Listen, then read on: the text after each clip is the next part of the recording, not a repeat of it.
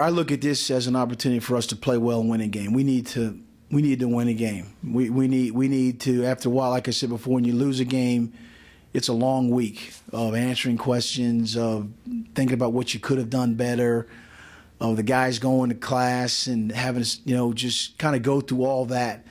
And the only way you take care of a lot of that is playing well and giving a chance to win a game. So that's the first and foremost, our process and our mindset going into this particular game.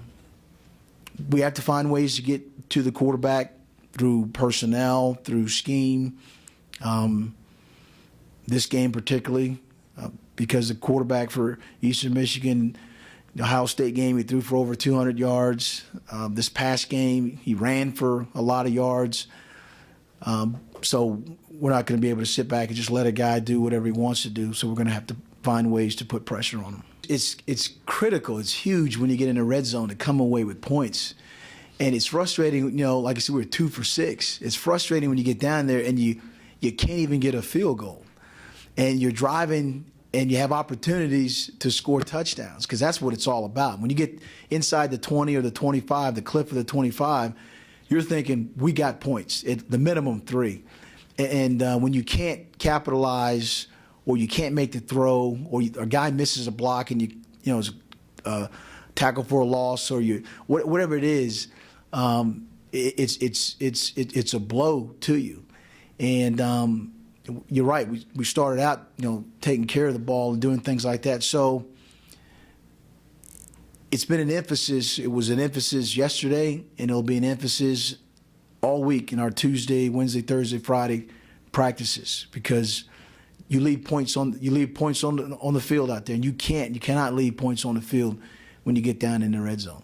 I think Morgan, we joked with him about putting his big boy shorts on. I mean, he got all he could handle, and I think he had maybe two mental errors where, with the movement and the speed of the game, that he didn't block his assignment correctly. But I think what he does provide is a big body presence that actually, he did a nice job. He's going to be a good player here, and his learning, of the system, and his learning when he's playing in the game, the speed of the opponents and how fast and how good they are, he's just going to get better. Brandon Horgan is going to be a process that Morgan's going to have to utilize to cut some weight, to maintain some strength and, flexibility and endurance. Sometimes it's not as easy to say, okay, go from the right to the left, because you get acclimated to the calls on the right side all the time, 18 power, 16 this, and all of a sudden you go over to the left side, and you just have to be alert and aware to the calls that are made over there. And, he too had a couple of mental errors, and you could attribute it to maybe, being on the other side.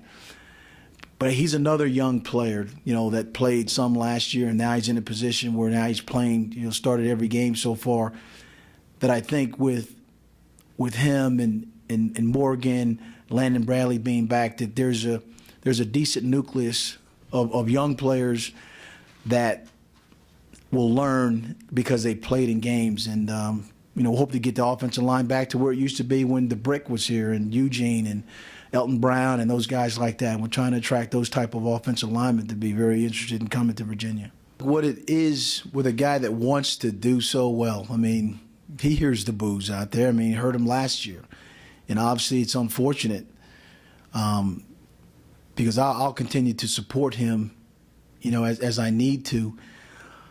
But when you throw one and then you try to make a play, the first one, he, instead of throwing it out of bounds, like up into the bleachers, he got hit. And as he got hit, I think he just misjudged the fact that the guy was so close on him. And by the time he let it go, he was hit, and it took something off the ball. And unfortunately, it landed inbounds, and their guy got the ball.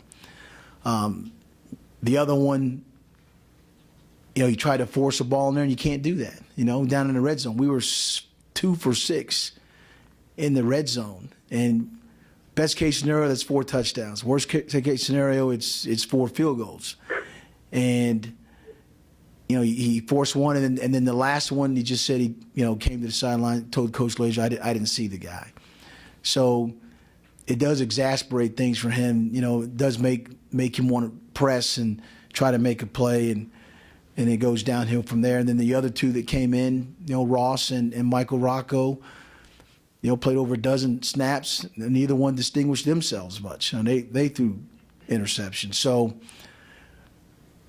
there is no quarterback controversy. Mark Verica is our quarterback, gives us the best opportunity to win any games right now until he proves otherwise. But we will continue to keep trying to find moments to put Michael and Ross Matheny in the game to find out how much they can close the gap, or how much they'll widen the gap between each other.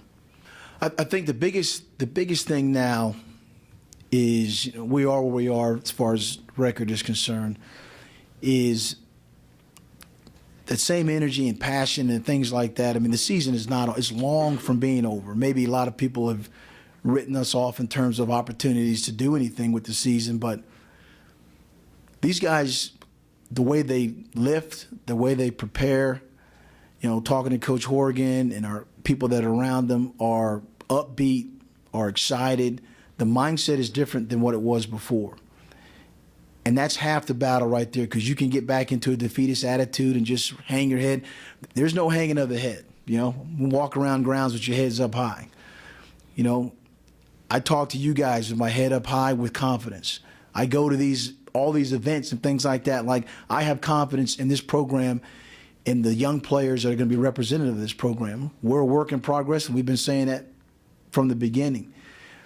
But the things that are happening and are going to happen for us are the things that I'm hopeful for and that I see happening. And the recruits we just talked about, there are a lot of them that see that also. And that's what makes me optimistic also. So we're not where we want to be, but we're moving in a direction, I think, that, hey, the second half of the season, for fans, students, hang in there with us. Hang in there with us. Don't just keep coming to the games. I know you're disappointed. We're disappointed. The players are disappointed. But if there ever was a time to continue to support this team, this program, before basketball gets started and all that, this is a time. This is an opportunity for that. So, very appreciative of the ones that showed up, this past week, and hopefully there'll be another representative crowd that'll show up.